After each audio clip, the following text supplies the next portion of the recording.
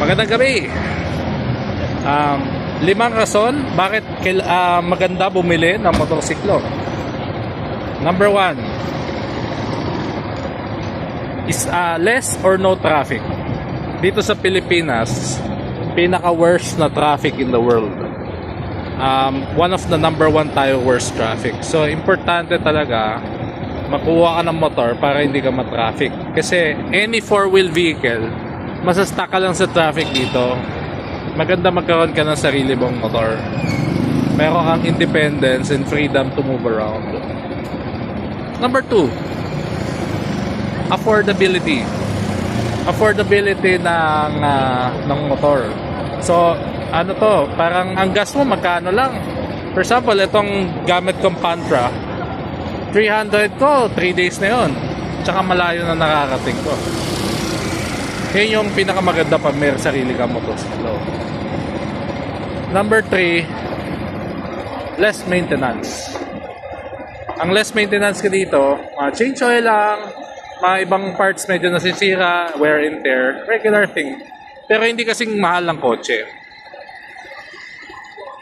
Lalo na kung ganito motor mo, basic lang, Pantra. Yung isa kong motorbike, medyo kamahalan kasi sports bike yun. Mas mahal, European bike yan eh. Ito, Japanese, tapos basic lang. So, Pantra is very practical. Since manual to, mas mura rin. Mas mura i-maintain pag motorsiklo na may chain kaysa belt. No? Tapos mas maganda control mo sa close quarters. Kasi manual ang transmission mo. Number 4, less parking. So, para sa mga nag-buwibili ng mga kotse dyan dito sa Pilipinas, karaniwan wala silang garahe. So, ito, maliit na space lang, pwede na. Tapos malayo na nakakating mo. Ito kasi, pag nasiraan ka dyan sa kotse, medyo mahal din magpalit. So, importante din yan. So, bilang binata, maganda talaga motor meron ka. Ano yan, parang rite of passage. Pag isasama yan sa maturity. Okay, so yun yung mga tapos customized way of traveling. Maganda dito pag meron ka sarili mong motor. Kahit di ka naman, may mga service road naman na pwede kang daanan eh. So, marami kang pwedeng gawin. So, at saka ano to, substitute to ng kabayo. So, pwede ka mag-sightseeing. Ito yung modern way of riding a horse. No? Pwede ka mag-sightseeing. Kasi unlike sa kotse kasi, it's like a carriage. May harang ka. No?